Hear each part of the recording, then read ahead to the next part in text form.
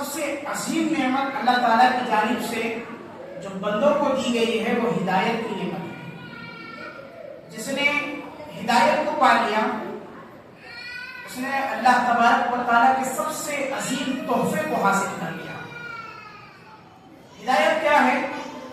کہ اللہ تبارک و تعالیٰ کے سوا کسی اور کی عبادت نہ کی جائے، توحید کے دامن کو تھام لیا جائے، اللہ کے علاوہ کسی اور کو نہ پکارا جائے، کسی اور کے آگے سر نہ جھکایا جائے، کسی اور کے لیے نظر و نیاز نہ کیے جائے، تمام کے تمام کام سب اللہ کے لیے کیے جائے۔ یہ توحید ہے اور یہ ہدایت کا سب سے اچھا اور بہتر راستہ ہے۔ جس نے اس کو پا لیا اس نے اللہ تعالیٰ کی سب سے عظیم نعمت کو حاصل کر لیا، اللہ تعالیٰ کے عظیم تحفے کو حاصل کر لیا۔ معزز حاضرین گرامی، آج باتیں ہوں گی دو چیزوں پر۔ اللہ تبارک و تعالیٰ کا ڈر ہمارے دلوں کے اندر ہونا چاہیے۔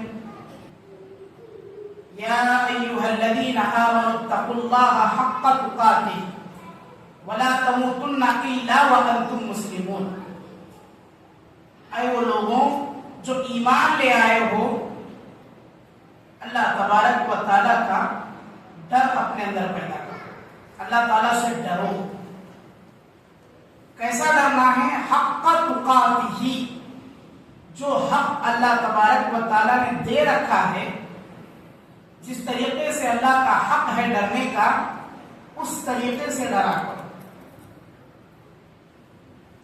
وَلَا تَمُوتُنَّ إِلَّا وَأَنْتُمْ مُسْلِمُونَ، تم کو موت نہ آئے، تم اس دنیا سے جا رہے ہو، اس حال میں جاؤ کہ تمہاری موت ہو تو اسلام کی حالت میں تم مرو، مسلمان تم رہو، کافر نہ بن جاؤ، منافق نہ بن جاؤ، فاسق نہ بن جاؤ، فاجر نہ بن جاؤ، مرو تو اس حال میں کہ تم مسلمان کو کم از کم باقی رہا۔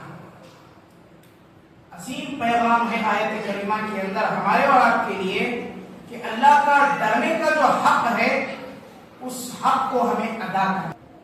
دیکھتے ہیں انبیاء اکرام علیہ السلام کی زندگیاں کس حال میں گزری ہیں، ہر حال میں ہر وقت اللہ کا ڈر لگا رہتا۔ آپ کی تعلیمات انبیاء کی، ان کے سیکھنے والے لوگوں میں اللہ تبارک و تعالیٰ کا خوف، خشیت، اس کا ڈر کس طرح نظر آتا ہے۔ احادیث میں بہت سی مثالیں ہمیں اور آپ کو ملتی ہیں۔ ایک مشہور مثال دی جاتی ہے ہمارے سلف میں سے کہ اللہ تبارک و تعالیٰ نے انہیں ایک طرفہ بادشاہت بھی عطا کی تو دوسری طرف اللہ تبارک و تعالیٰ کے حق کو برابر ادا کرتے ہیں، اللہ کا خوف بھی دل کے اندر رکھتے ہیں، انصاف سے کام بھی لیتے ہیں، اپنے جو نیچے کے لوگ ہیں ان پر ناحق ظلم نہیں کرتے ہیں۔ اس کی مثال بھی ہمارے اسلاف نے، بڑے پائے کے اسلاف ہمارے جو گزرے ہیں ان میں یہ چیز دیکھی گئی ہے۔ پوچھا گیا ہے، ایک فقیر ان کے یہاں دربار میں حاضر ہو کر کہتا ہے، ہم نے آپ کا بڑا نام سنا ہے، آپ اپنی رعایا کو بھی لے کر چلتے ہیں ایک طرف، اور دوسری طرف اللہ کی عبادت سے غافل بھی نہیں ہے۔ آپ کا معاملہ ایسا ہے کہ آگ اور پانی دونوں کو آپ ایک جگہ جمع کر کے چلتے ہیں، جو کہ مناسب نہیں ہے، ممکن ہی نہیں ہے۔ ایک ہی پلیٹ کے اندر آگ بھی لگی رہے اور ایک ہی پلیٹ کے اندر پانی بھی رہے، ممکن نہیں ہے۔ آپ کا یہ عمل ہمیں سمجھ نہیں آتا ہے۔ بادشاہ نے کہا کہ تم ٹھہرو، میں تمہیں اس کی بہترین مثال دیتا ہوں۔ اپنے درباریوں سے کہا کہ جا کر شہر سجا دو، خوبصورت بہترین انداز میں پورے شہر کو تیار کرا دو۔ اس کے بعد جب حکم کو مان لیا گیا، پورے شہر کو تیار کرا دیا گیا، تو اس فقیر سے کہا گیا کہ اس شخص کو بازار دکھا کر لے آؤ۔ شرط اس بات کی لگائی گئی کہ اس کے ہاتھ میں ایک پیالہ پانی سے بھرا ہوا دے دیا جائے اور اس کے سر کے پیچھے ایک جلاد کو مسلط کر دیا جائے جو تلوار لے کر کھڑا ہے، اور کہہ دیا جائے کہ اس فقیر کے ہاتھ میں جو پانی کا گلاس ہے، پیالہ ہے، اس سے اگر ایک قطرہ پانی نیچے گر جائے تو اسی وقت اس کی گردن کو اڑا دیا جائے، اسے مار دیا جائے۔ فقیر کو لے کر کے چلتے ہیں، پورا بازار دکھلا کر لے آتے ہیں، بازار کیا دیکھے گا؟ اس کی ساری نظر پیالے پر لگی رہتی ہے کہ کہیں ایک قطرہ پانی کا گر جائے گا تو پیچھے سے جلاد میری گردن کو اڑا دے گا۔ اور سارا بازار جب گھوم کر بادشاہ کی خدمت میں حاضر ہوتے ہیں، بادشاہ پوچھتے ہیں آپ نے بازار دیکھا؟ میں نے فلاں جگہ بہترین قسم کی چیزوں کو رکھا تھا، فلاں جگہ کے باغات بڑے خوبصورت تھے، فلاں جگہ کے میوہ جات بڑے اچھے تھے، فلاں جگہ میں نے بہترین قسم کی اپنے رعایا کے اندر چیزوں کو مہیا کر رکھا تھا۔ آپ نے تمام چیزوں کو دیکھا، فلاں نہر کو دیکھا، فلاں مقام کو دیکھا؟